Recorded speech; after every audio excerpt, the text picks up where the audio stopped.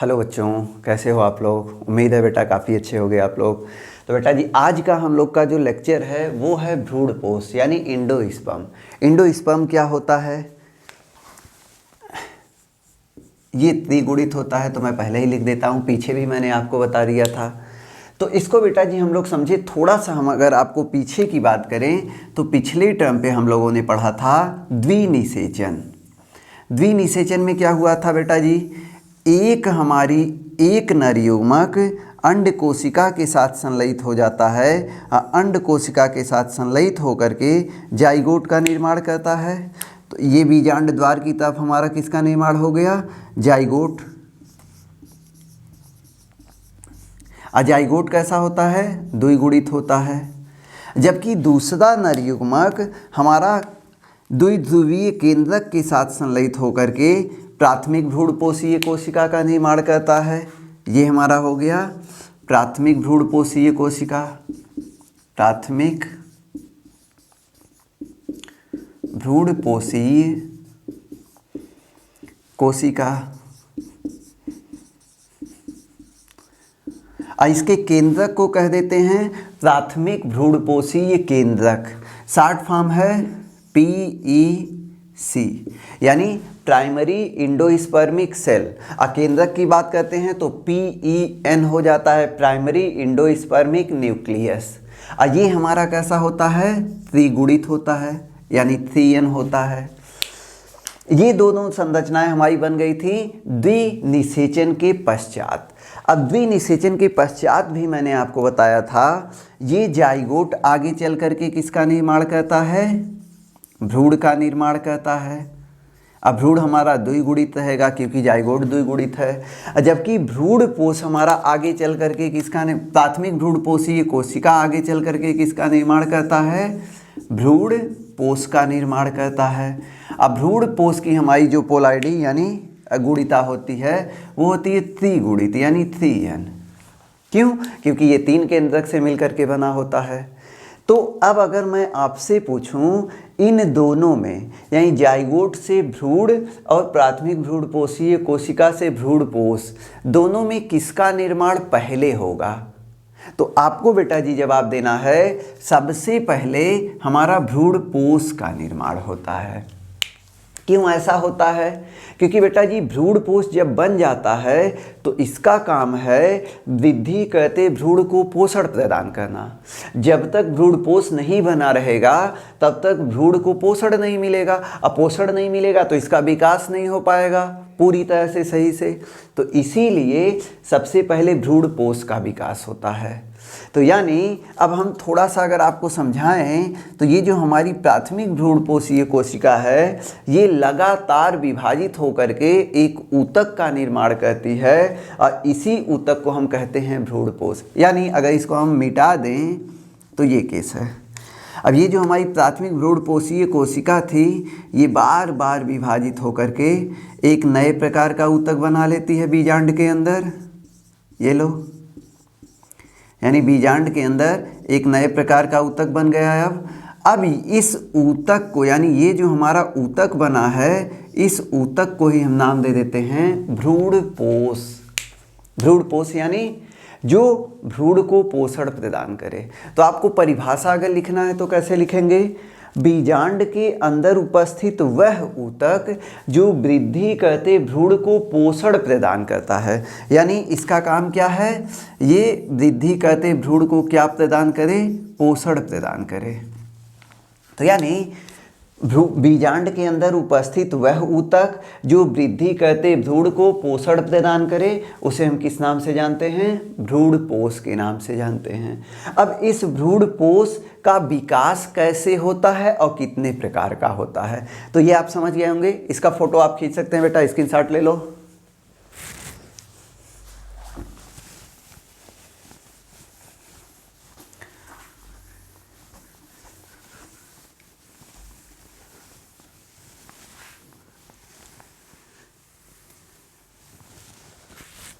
तो अगला हमारा जो टॉपिक है भ्रूणपोष के प्रकार।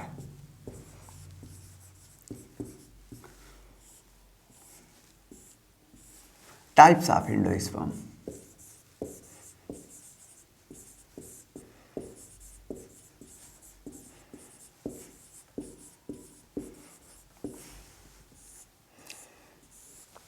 अब देखो बेटा जी, भ्रूणपोष जो होता है ये 3 प्रकार का होता है, या इसका विकास 3 प्रकार से होता है। एक है केंद्रीय भ्रूणपोष या केंद्रकीय भ्रूणपोष, न्यूक्लियर एंडोस्पर्म। दूसरा है कोशिकीय भ्रूणपोष,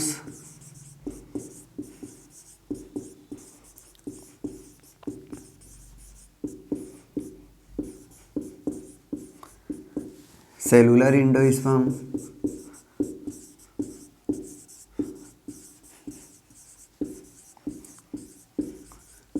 और तीसरा है हिलोबियल।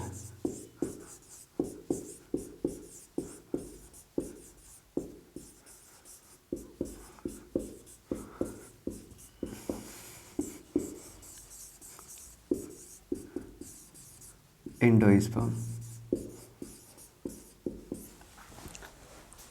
देखो ये क्या होता है, देखो बेटा जी, जैसे मान लीजिए ये हमारी प्राथमिक भ्रूणपोषीय कोशिका है और ये इसका केंद्रक है, यानी ये हमारा है PEC प्राथमिक भ्रूणपोषीय कोशिका, प्राइमरी इंडोस्पर्मिक सेल। और ये क्या है, प्राइमरी इंडोस्पर्मिक न्यूक्लियस, यानी प्राथमिक भ्रूणपोषीय केंद्रक। तो केंद्रीय भ्रूणपोष में क्या होता है, ये जो इसका यानी भ्रूणपोषीय केंद्रक होता है ये लगातार विभाजित होता जाता है, यानी केंद्रक के विभाजन के पश्चात कोशिका द्रव्य का विभाजन नहीं होता है। अगर हम कोशिका विभाजन की बात करें बेटा जी, तो कोशिका विभाजन इस प्रकार से होता है। मान लीजिए ये कोशिका है और ये इसका केंद्रक है, तो सबसे पहले केंद्रक विभाजित होता है। एक केंद्रक से जब 2 केंद्रक बन जाते हैं तो कोशिका द्रव्य का विभाजन हो जाता है, तो 2 कोशिकाएं बन जाती हैं। लेकिन यहाँ पे क्या होता है, केंद्रक का विभाजन हुआ लेकिन कोशिका द्रव्य का विभाजन नहीं होता है, जिससे ये केंद्रक लगातार विभाजित होते जाते हैं और कोशिका द्रव्य का विभाजन नहीं होता है, तो इन केंद्रकों की संख्या हजारों में हो जाती है। यानी केंद्रीय भ्रूणपोष में प्राथमिक भ्रूणपोषीय केंद्रक लगातार विभाजित होकर के 1-2 नहीं हजारों लाखों की संख्या में केंद्रक का निर्माण कर लेता है। और इस प्रकार का भ्रूणपोष बेटा जी कहलाता है केंद्रीय भ्रूणपोष। यहाँ पे हमने बना दिया,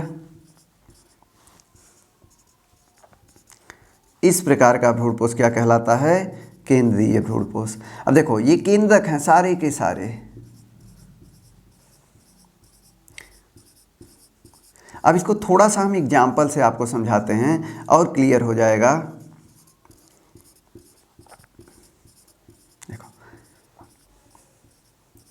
अब हजारों की संख्या में केंद्रक बन गए। जब केंद्रक बन जाते हैं, पूरी तरह से हमारा बहुत सारे केंद्रक बन जाते हैं, तो एकदम किनारे की तरफ, यानी किनारे की जो हमारे केंद्रक होते हैं, इनके चारों तरफ कोशिका भित्ति का निर्माण होता है। और जब इनकी चारों तरफ कोशिका भित्ति का निर्माण होता है तो ये एकदम किनारे की जो केंद्रक होते हैं वो कोशिकीय अवस्था में परिवर्तित हो जाते हैं इस तरह से। तो किनारे के आप देखें तो किनारे के जो केंद्रक थे वो सब कोशिकीय अवस्था में आ गए, ये भी हमारे इनके चारों तरफ ये आप देखें। और जबकि बीच वाले जो हैं ये पूरी तरह से केंद्रीय अवस्था में हैं। अगर ये लंबे समय तक रहेंगे तो सब किनारे पे जा कर के कोशिकीय अवस्था में परिवर्तित हो जाएंगे। जैसे एग्जाम्पल से अगर आपको हम समझाएं तो एक एग्जाम्पल बहुत फेमस है जो अक्सर पूछा जाता है, नारियल, कोकोनट। अब नारियल गरी भी आप खाए हो यानी नारियल का गूदा, और पानी भी आप पिए हो, नारियल पानी या नारियल का दूध जिसे कहते हैं। अब नारियल में 2 चीज़ें आपको मिलती हैं, क्या क्या, एक नारियल का पानी और दूसरा नारियल का गूदा, जिसे हम क्या किस नाम से जानते हैं, गरी। दोनों आप खाए हो। अगर आपसे पूछें ये दोनों हैं क्या, जैसे मान लीजिए आप मंदिर पे गए, मंदिर पे वहाँ नारियल फोड़ना है, तो नारियल जब आप फोड़ते हो तो पानी निकलता है, तो पानी तो आप चढ़ा देते हो, अब बाकी जो गूदा रहता है उसको लेकर के आते हो, प्रसाद के रूप में खाते हो। तो ये पानी और गूदा नारियल का है क्या? तो बेटा जी याद रखना, दोनों की दोनों हमारे भ्रूणपोष हैं, यानी नारियल का पानी भी हमारा भ्रूणपोष है, भ्रूणपोष, और नारियल का गूदा भी हमारा भ्रूणपोष है, भ्रूणपोष। लेकिन अब सवाल आता है तो दोनों में अंतर क्या है? दोनों में अंतर केवल इतना है, नारियल का पानी जो भ्रूणपोष है ये केंद्रीय अवस्था में रहता है, यानी केंद्रीय भ्रूणपोष होता है, जबकि नारियल का गूदा हमारा कोशिकीय अवस्था में आ जाता है, तो इसे कोशिकीय भ्रूणपोष कहते हैं। बस इतना अंतर है। तो नारियल का जो आप पानी पीते हो ये केंद्रीय भ्रूणपोष है, और नारियल का जो गूदा खाते हो वो कोशिकीय भ्रूणपोष है, लेकिन हैं दोनों के दोनों भ्रूणपोष। तो अब अगर नारियल पानी आप पीने जाते हो केवल एकदम कच्चे वाले में, तो आप देखोगे पूरा नारियल भरा रहता है, तो यानी सबसे पहले उसका केंद्रक विभाजित होकर के हजारों केंद्रक बना लिया, लेकिन जब उसको हम पेड़ से नहीं तोड़ते हैं, वो धीरे धीरे परिपक्व होने लगता है, तो किनारे के जो केंद्रक रहते हैं उनकी चारों तरफ अब कोशिका भित्ति का निर्माण होने लगता है, यानी कोशिका का निर्माण होने लगता है। तो उसी को हम लोग गरी यानी गूदा कह देते हैं। तो यानी उसी के अंदर दोनों, तो ये दोनों क्रियाएं एक साथ हो रही हैं। तो हमको नहीं लगता, तो इस प्रकार का भ्रूणपोष बेटा जी कहलाता है केंद्रीय भ्रूणपोष। इसमें कोई कंफ्यूजन नहीं है। अगला है कोशिकीय भ्रूणपोष। ये क्या होता है? इसको फोटो खींच लेना तुम लोग।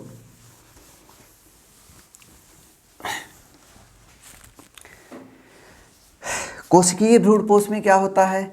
मान लीजिए हमारा प्राथमिक भ्रूणपोषीय कोशिका है, इसका ये केंद्रक है, तो केंद्रक सबसे पहले विभाजित होगा। तो जैसे ही एक केंद्रक से दो केंद्रक बनते हैं तुरंत कोशिका भित्ति का निर्माण हो जाता है, यानी कोशिका विभाजन हो जाता है। तो एक कोशिका से दो कोशिका बन गए।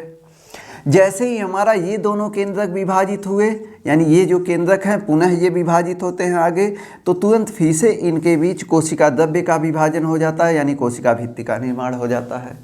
चार कोशिकाएं बन गई। फिर से अगर मान लीजिए ये केंद्रक फिर से विभाजित हुए, तो फिर से तुरंत जैसे ही विभाजित होते हैं ये, तो इनके चारों तरफ क्या हो जाता है? तुरंत कोशिका भित्ति का निर्माण हो जाता है, जिससे कितनी कोशिकाएं बन गई? 8 कोशिकाएं। तो यानी केंद्रक के विभाजन के पश्चात तुरंत कोशिका द्रव्य का अगर विभाजन हो रहा है, नई कोशिकाएं बन जा रही हैं, तो इस प्रकार का भ्रूणपोष हमारा कहलाता है कोशिकीय भ्रूणपोष। अगर पूछा जाए इन दोनों में कॉमन कौन है, तो याद लेना केंद्रीय भ्रूणपोष। अधिकांश पौधों में सबसे पहले केंद्रक विभाजित होकर के हजारों केंद्रक बनाता है, बाद में कोशिकाओं का निर्माण होता है। इस प्रकार का बहुत कम पौधों में मिलता है। तीसरा है हिलोबियल। इन दोनों का ये मिश्रण है। हिलोबियल मिश्रण का मतलब है, जैसे मान लीजिए ये हमारा प्राथमिक भ्रूणपोषीय कोशिका है, ये इसका केंद्रक है, तो सबसे पहले केंद्रक विभाजित हुआ 2 केंद्रकों में, तो तुरंत क्या होता है? कोशिका द्रव्य का विभाजन हो जाता है, 2 कोशिकाएं बन गई।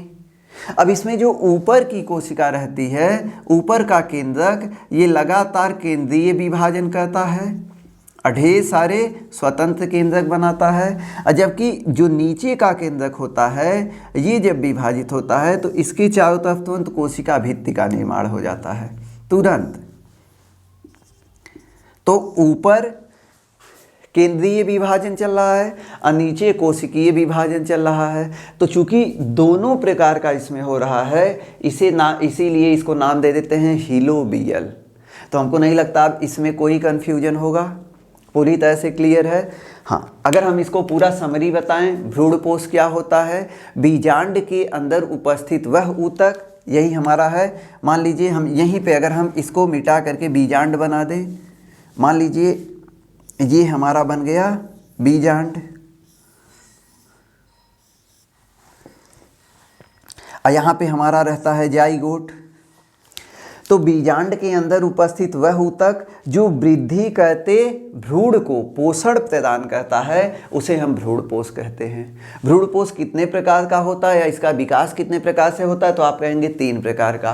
केंद्रीय, केवल केंद्रक पहले विभाजित होते हैं। कोशिकीय, केंद्रक विभाजन के पश्चात कोशिका द्रव्य का विभाजन हो जाता है। और हिलोबियल मतलब दोनों का मिश्रण होता है। तो ये पूरी तरह से। दूसरा फिर से बता देते हैं, ये जो हमारा भ्रूणपोष होता है आवृत्तबीजी पौधों में, इसकी पोलारिटी कैसी होती है, तो आप कहेंगे त्रियन यानी त्रिगुणित होता है। ये एकदम याद कर लेना, कई बार मैं बोल चुका हूँ, तो हमको नहीं लगता इसमें अब कोई कन्फ्यूजन होगा। चलिए इसके आगे मिलते हैं हम लोग अगले टर्म पे। अगले टर्म पे पढ़ेंगे बेटा जी हम लोग भ्रूण का विकास यानी जाइगोट से भ्रूण कैसे विकसित होता है। तो चलिए मिलते हैं, थैंक यू।